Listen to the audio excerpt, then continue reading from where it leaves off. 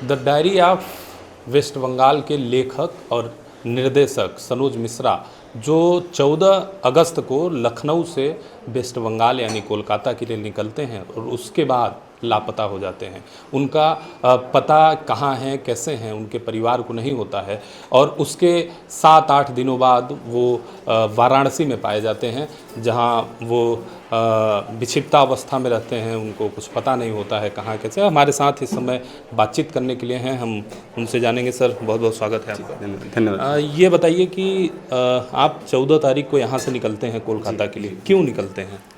दरअसल जब मेरी फिल्म आ रही थी the diary of West Bengal पिछले साल, तो उसका हमने एक ट्रेलर लॉन्च किया था और जून महीने में।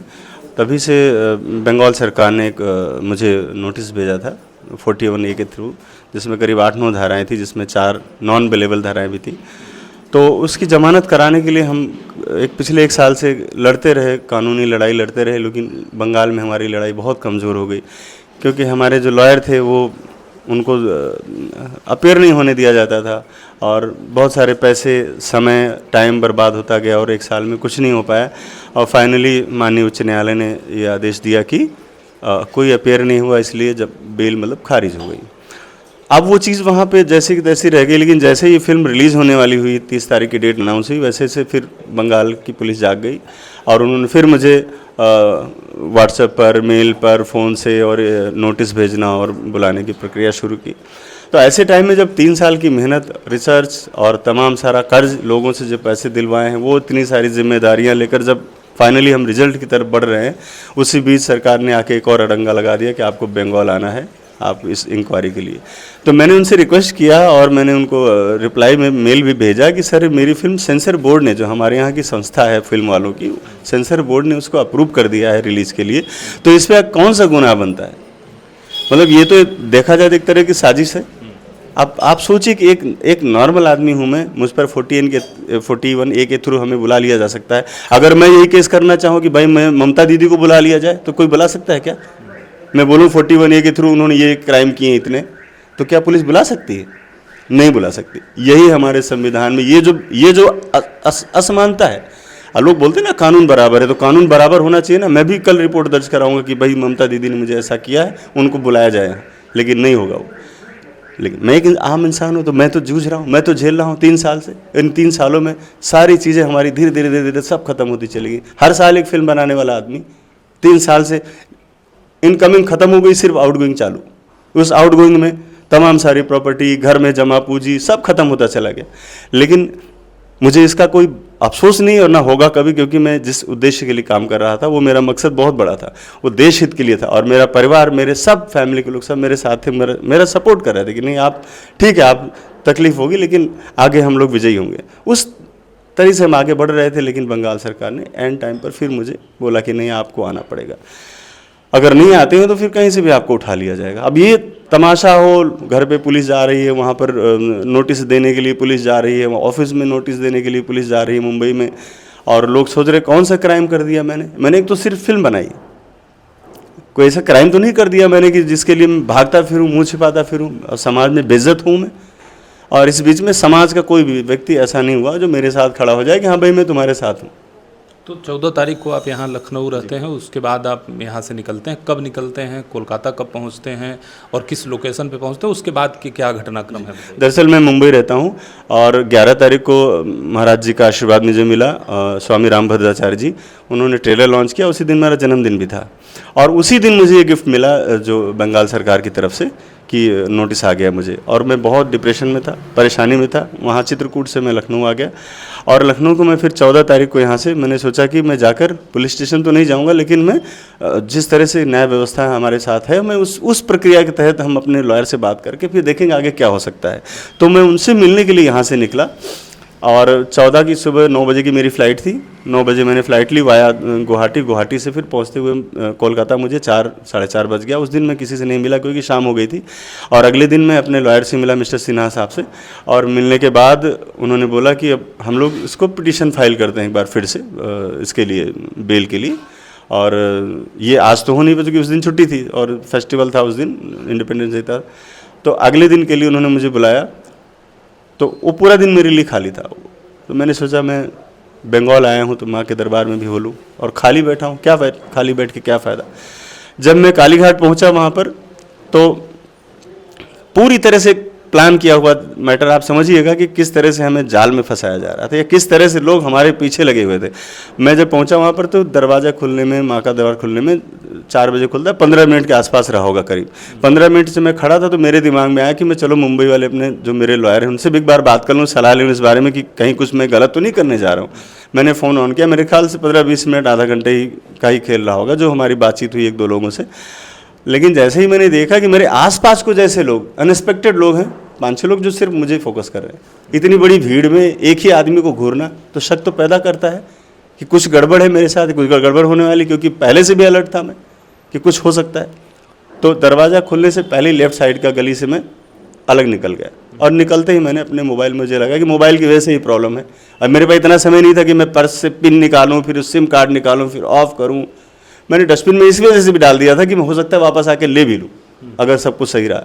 लेकिन स्थिति ऐसी नहीं बन पाई, हमारे साथ अच्छा नहीं रहा, और मानसिक दबाव इतना ज़्यादा था कि मैं वहाँ से सीधा फिर हावड़ा स्टेशन आ गया, वहाँ बैठा रहा ये सोच के कि मैं क्या करना चाहिए, मुझे मीडिया में जाना नहीं है, क्योंकि मेरे ऊपर प्रेशर है मेरी टीम का कि भाई मीडिया में आपको नहीं जाना है।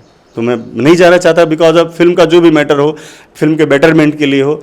तो मैं सोचा मैं क्या करूँ आखिर, मैं हरिद्वार चला जाता हूँ थोड़ा दिमागी शांति से। 3 साल हो गया मुझे भागते भागते, दिन रात पैसे के लिए, फिल्म बनाने के लिए, बनाते समय, पोस्ट प्रोडक्शन में, सेंसर के लिए, 3 सालों में वो बुरा हाल मेरा हुआ कि मैं थोड़ा सुकून से जाता हूँ। मैं हरिद्वार के लिए मैं निकल पड़ा, लेकिन बनारस आके मैं बनारस में उतर गया अगले दिन सुबह 11 बजे, और मुझे लगा कि बाबा विश्वनाथ ही मुझे बुला रहे हैं, मुझे यहीं रहना चाहिए, क्योंकि मेरी जगह है। मैं हमेशा जब भी कभी फ्री होता हूँ तो लोगों को भी पता है, मैं चला जाता हूँ मनगढ़ का घाट पे, और मेरा टाइम रहता है वहीं। तो ये समय था, थोड़ा बारिश का सीज़न था, तो दिक्कत थी मुझे, क्योंकि बारिश भी हो रही थी, और मैं किसी बंदिश में नहीं रहना, किसी से मिलना नहीं चाहता था। और मैं ये चाह रहा था कि मैं 30 तारीख को जब मेरी फिल्म रिलीज़ हो जाए, मैं बनारस में फिल्म देखूं, उसके बाद मैं लोगों के सामने जाऊंगा। लेकिन ये नहीं पता था कि हमारे घर में इतनी बड़ी समस्या खड़ी हो जाएगी, और ये लोग इस तरह से सड़कों पर आ जाएंगे, और ये इतना बड़ा इशू बन जाएगा, इतना बड़ा मुद्दा बन जाएगा, ये बिल्कुल भी नहीं एहसास था। हाँ, लेकिन जब मुझे बताया ना कि जब मुझे एक आदमी ने पहचाना, जो मेरी फिल्म गांधीगिरी में उसने रोल किया था, निरंजन चौबे जी ने, तो मैंने उनसे यही कहा कि भाई, बोले आप बहुत थके हुए, बहुत डिस्टर्ब लग रहे हो। तो मैंने पहचानने से पहले मैं आपसे एक सवाल करना चाहूँगा कि वो मिले, आपको पहचाने, इससे पहले जो ये 3-4 दिन 5 दिन आप वाराणसी में बिताए, ये मतलब आप वहाँ क्या कर? ये मेरे लिए जो 3-4 दिन मैंने बिताया, एक्चुअल में पिछले 30 सालों से, मैं 3 साल से, मैं 30 साल से भाग रहा हूँ मुंबई में, कभी फिल्म बनाने के लिए, कभी सीखने के लिए, कभी बन गई तो उसको चलाने के लिए। तो उस भगदड़ में मैं अपनी ज़िंदगी को छोड़ चुका था, और लाइफ में पहली बार ऐसा हुआ कि ये जो 5-6 दिन मैंने बिताए हैं बिना मोबाइल के, बिना फ़ोन के, बगैर किसी जान पहचान के, घाट पर रहना, प्रसाद खाना, भंडारे में जाना, ये मेरी अलग दिनचर्या हो गई थी। सब साफ़ सफाई करना, हाथ बटाना, थोड़ा शाम को टूरिस्ट लोग आके गंदा कर देते थे घाट को। तो मेरा अलग दुनिया में मैं जी रहा था, और मुझे सच कहूँ तो मुझे अच्छा लग रहा था, क्योंकि ना कोई धमकी आ रही थी, ना कोई मेल आ रहा था, ना कोई व्हाट्सएप थे, ना कोई पूछने वाला था, ना किसी कोई केस, ना पुलिस, सबसे मैं अलग था। इस दौरान आपको अपने परिवार की परेशानियों का अंदाजा था? आपने मोबाइल भी छोड़ दिया था? हाँ, नहीं, मुझे थोड़ा बहुत ज़्यादा नहीं था कि इतना बड़ा कोई इशू बन जाएगा, मुझे अंदाज़ा था कि लोग चिंता में होंगे, लेकिन ये ज़रूर तसल्ली थी कि बंगाल गए हैं तो फ़ोन उनका बंद होगा, शायद इस वजह से तसल्ली हो। और चिंता थी, मेरे पास नंबर था नहीं, मेरे अपने नंबर 2 याद है खाली, मुझे याद ही नहीं, इतना प्रेशर रहता है काम का, 50 तरह के, मैं नंबर कहाँ, फ्लैट नंबर, मोबाइल नंबर, बस नंबर, गाड़ी घोड़ा नंबर मुझे याद नहीं रहता, और मैंने याद नहीं रखा। वो बात मुझे बहुत खल रही थी कि मैं नंबर कैसे, कई सारे मैंने 1-2 लोगों से नंबर फ़ोन मांग के कुछ अंदाज़ा, मैंने फ़ोन भी लगाया 1-2, लेकिन वो हमारे घर के नंबर नहीं थे। जब निरंजन जी मुझे मिले तो उन्होंने पूछा मुझे, तो मैंने बताया कि सर छोटा छोटा कुछ प्रॉब्लम है। मैंने कहा ऐसा कुछ घबराने की बात नहीं, मैं थोड़ा रिलैक्स होने के लिए यहाँ आया हुआ हूँ, लेकिन मेरे घर में एक फेसबुक पे मेरी वाइफ को एक मैसेज डाल दो कि यहाँ पे हैं और सेफ़ हैं। उन्होंने वो कर दिया। उसके बाद रात में वो 12 बजे घाट पे भागते हुए आ गए, करे भाई साहब ये तो बड़ा हल्ला हो गया, अब सब पुलिस का फ़ोन आने लगा मेरे पास, और ये हो गया वो हो गया, ये क्या आपने, मैंने कहा भैया हमें क्या मालूम है। तो बोले चलिए, फिर वो लेके आए मुझे अपने गेस्ट हाउस में। तो फीवर था मुझे, तो डॉक्टर वगैरह बुला के जो भी ट्रीटमेंट किया, अगले दिन पुलिस और ये लोग गए तो वहाँ से लेके आ गए मुझे। आप कहे कि आप जब पश्चिम बंगाल गए तो आपने फ़ोन बंद कर दिया और परिवार को ये पता है कि आप वहाँ फ़ोन बंद कर देते हैं, तो कहीं भी जाते हैं फ़ोन बंद कर देते नहीं, हैं? कहीं भी नहीं, हमेशा मेरा फ़ोन ही तो बिजनेस है, सब कुछ उसी पे सारा कुछ है। वहाँ जाने के वहाँ जाने का मतलब ये है कि चूंकि मैं वहाँ बंगाल सरकार के निशाने पर हूँ, मैं वहाँ जाऊँगा, अगर फ़ोन चालू करूँगा तो फ़ोन 20 मिनट के अंदर ही मेरे साथ क्या हादसा होगा आपने देखा ही, तो फ़ोन वहाँ कैसे चला सकता हूँ मैं? तो जाहिर सी बात है, बंगाल में जाता हूँ तो मेरा फ़ोन तो बंद ही रहता है, मैं फ़ोन कभी भी ऑन नहीं करता हूँ वहाँ पे। और जो लोग हैं वहाँ पे, या कोई अल्टरनेट नंबर मैं यूज़ कर लेता हूँ, लेकिन उस वक्त ऐसा इत्तेफाक बन ही नहीं पाया, चूँकि अगले दिन छुट्टी भी थी, 15 अगस्त था, और मुझे नहीं पता था कि ये चीज़ें बढ़ करके यहाँ तक पहुँच जाएंगी, जो स्थिति अभी बनी हुई है। उसके बाद जब आप परिवार से मिलते हैं, आप इलाज भर्ती भी होते हैं, एडमिट हो जाते हैं अस्पताल में, तो हालत आपकी खराब तबीयत होती है? ठीक थी नहीं, मतलब मैंने वहाँ डोलो कुछ दवाइयाँ ऐसे ले रखी थी, लेता था फीवर में, तो और मैं थोड़ा उपवास भी कर रहा था, क्योंकि मैं चाहता था मैं 8 दिन फलाहार पे रहूँ, मतलब फल ही खाऊँ और कुछ ना खाऊँ मैं। तो वीकनेस तो था, लेकिन मैं मानसिक तौर पे अपने आप को रिकवर करना चाहता था कि 3 सालों का जो डैमेज हुआ था, मैं चाह रहा था अब सब शांत हो जाए, पिक्चर तो रिलीज़ थी, इसको हो ही जाएगी, मैं नहीं रहूँगा, बीच में ना जाऊँ तो ही अच्छा है, मैं इसलिए शांति से बैठा हुआ था, और कोई दूसरा रीज़न नहीं था। आपने कहा कि आपके टीम के लोगों का भी आपके ऊपर दबाव था। नहीं, टीम के लोग थे कुछ ऐसे जो चाहते थे, मतलब कि मैं मीडिया में आऊँगा, पता नहीं क्या बोल दूँ मैं। अरे मैं कुछ नहीं, मैं क्या बोलूँगा, मैं सच ही बोलूँगा और क्या। कुछ लोग बोलते हैं ऐसे बोल दोगे तो वहाँ फंस जाओगे, ये हो जाएगा, अभी केस हुआ, दूसरा केस हो जाएगा। तो इस तरह से भी लोगों का प्रेशर था मेरे ऊपर, इसलिए मैं नहीं चाहता था कि मैं घर भी जाऊँगा तो वहाँ लोग घेरेंगे, लोग आएंगे, पूछेंगे, फिर हमें उठा ले जाएंगे लोग। कुल मिला के शांति चाहिए थी, और इसमें ये ज़रूर था कि हमें प्रेशर था कि आपको मीडिया में नहीं जाना है। क्या फिल्म बनाना इतना कठिन है, या आप ये जो फिल्म बना लिए हैं इसलिए आपको इतनी तकलीफ है? नहीं, फिल्में तो लोग बना रहे हैं, नाचने गाने वाली और एंटरटेनमेंट वाली। एक बंगले के अंदर 10 लोग गए, एक एक करके मरने लगे, इस तरह की तो फिल्में बन ही रही हैं लोग लगातार। किसी की हिम्मत नहीं हुई आज तक 2 मिनट का कोई वृत्त चित्र बना दे दीदी के खिलाफ, या सरकार को आईना दिखा दे। तो ये मुसीबत तो मुझे आनी थी, और मैं ये भी नहीं सोच रहा हूँ कि मतलब मैं इतना बड़ा काम करने जा रहा हूँ तो लोगों का मुझे हेल्प मिलेगा। मैं किसी के हेल्प के हिसाब से नहीं आया तो कि मैं सबसे भीख मांगूंगा कि भैया हमारे साथ प्रॉब्लम हो गई, और मैं अकेले ही फेस किया हूँ, आज भी अकेले लड़ रहा हूँ। लड़ाई मेरी है, कोई आना चाहे आए मेरे साथ, ना आए कोई आए। कंगना जी आई मेरे साथ, उनको 1 लाख 1 करोड़ सैल्यूट है। वैसी महिला इस धरती पर बार बार नहीं पैदा होती, मैं तो यही मानता हूँ। दुनिया कुछ भी कहे, लेकिन मैं, मेरे लिए आइडल है वो, बाकी दुनिया सब बेकार है मेरे लिए। उन्होंने आपके परिवार की मदद? हाँ, उन्होंने मेरे फैमिली को उस वक्त संभाला जब परिवार मतलब बहुत तनाव में था, और मैं इस चीज़ों को नहीं पता था कि ये स्थिति भी हो सकती है। उस बीच वो आयरन लेडी असली तो वही है, कंगना जी, उन्होंने मेरी फैमिली को संभाला। आप सोचिए, इतने लोग हैं, 30 साल से मैं काम कर रहा हूँ इंडस्ट्री में, बड़े बड़े एक्टर हैं जिनका नाम लूँगा, जिनके घर के राशन मैंने चलाया 2-2, 3-3 साल अपनी फिल्मों में काम देके, बाहर से फिल्में दिलवा के।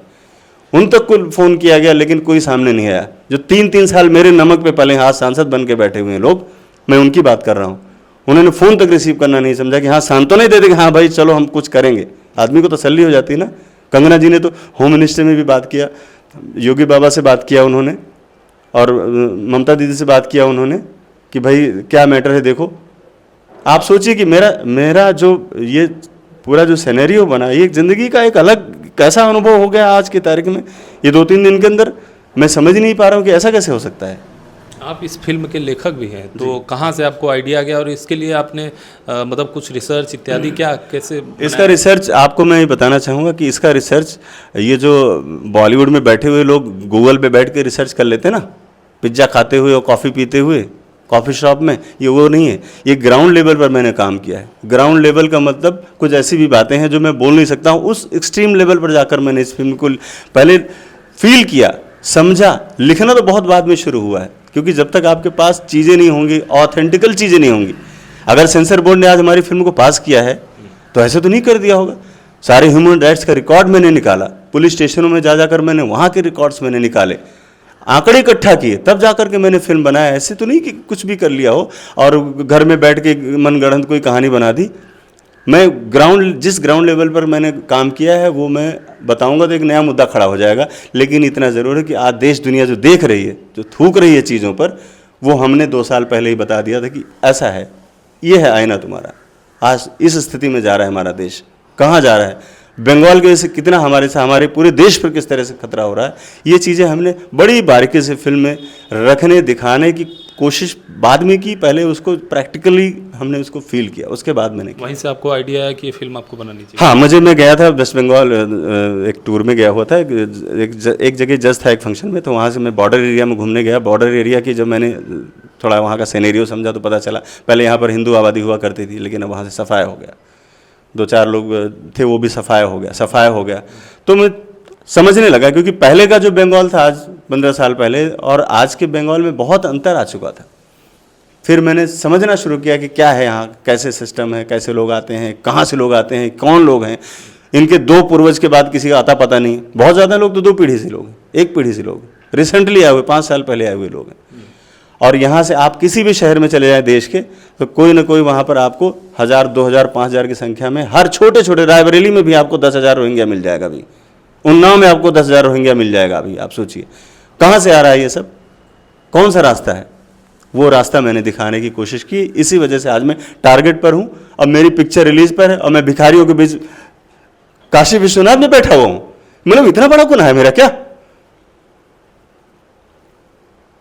आप मुख्यमंत्री जी से भी, उत्तर प्रदेश के मुख्यमंत्री से मिलना चाह रहे हैं? हाँ, उनसे क्या मैं बाबा से मिलूंगा। मैं उनसे बातें करनी है मुझे बहुत पहले मिलता था मैं, जब सांसद थे, इधर बिजी थे, वो भी बहुत बिजी रहते हैं, स्टेट चलाना छोटा काम नहीं है। और मैंने सोचा कि मैं अपना काम कर रहा हूँ, बाबा से जो मुझे प्रेरणा मिली है, योगी जी से जो प्रेरणा मिली है, मैं अपना काम कर रहा हूँ। मुझे कोई गुडविल नहीं चाहिए, मुझे कोई टिकट नहीं चाहिए कहीं से, मुझे कोई राज्यसभा नहीं चाहिए, मुझे कुछ नहीं चाहिए। मुझे सिर्फ अपना देश, हमारे लोग, हमारा सनातन चाहिए हमें, और हमें कुछ नहीं चाहिए। लोग बोले इनके लिए काम करो, उनके लिए काम करो, योगी बाबा का आशीर्वाद तो ले सकता हूँ मैं, हमारे गार्जियन है वो, हमारा परिवार उन्हीं के साथ रह रहा है। आज पुलिस ने मुझे अगर 1 हफ्ते के अंदर ढूंढ निकाला तो बाबा की पुलिस है, वो एक्टिव है हमारे साथ। पता भी नहीं था कि पुलिस के लोग भी चल रहे हैं उस घाट पर। जब मैं जहाँ पर मुझे फाइंड आउट किया गया, बाद में मुझे उन लोगों ने बताया कि सर हम आपको वहाँ 1.5 घंटे से देख रहे थे, लेकिन हम वॉच कर रहे थे ताकि आप घबराओ ना किसी तरह से, कोई पुलिस हुआ मैटर नहीं है। और वाकई में मुझे लगता कि मैं तो बंगाल से ही था कि भाई मेरा अगर कुछ होगा तो बंगाल से ही होगा। और मैं बिल्कुल टूटा नहीं हूँ, मैं एकदम बहुत मजबूत हूँ, बहुत पावरफुल हो गया हूँ। क्योंकि जब भी मैं बनारस रहा हूँ, जब भी गया हूँ, तो लोगों के लिए मैं मुसीबत बन के पैदा हुआ हूँ जो लोग गलत हैं। और देखना है जीत हमारी होगी। आपकी फिल्म कब रिलीज हो रही है और आप दर्शकों से क्या कहना चाहेंगे? मेरी फिल्म 30 अगस्त को रिलीज हो रही है और दर्शकों से दिल की बात दर्शक समझ सकते हैं। और मैं यही कहूँगा कि देश के लिए और आगे आइए, एक अच्छा सभ्य समाज हम लोग बनाएं जिसमें धार्मिक कट्टरता जैसी चीज़ ना हो। हम लोग सब एक दूसरे के साथ मिलकर जिएं रहें। यही भारत है। भारत कट्टरपंथी वाला भारत नहीं है, एक आइडियोलॉजी चलाने वाला भारत नहीं है। भारत तो सबको लेकर चलने वाली चीज़ है। तो ये चीज़ें जल्दी लोगों के समझ में आ जाएं कि इस देश में कट्टरवाद की ज़रूरत नहीं है और ना ही चलेगा। बहुत धन्यवाद सर। तो सुना आपने, ये लेखक निर्देशक the diaries of West Bengal के सनोज मिश्रा जी थे, जिन्होंने अपनी पीड़ा भी बताई और इन्होंने कहा भी कि इनका ये फिल्म के माध्यम से ये संदेश देने का प्रयास रहेगा कि जो भी भारत में रहने वाले लोग हैं वो धार्मिक कट्टरता के बजाय एक सामाजिक समन्वय बना करके इस देश में रहें।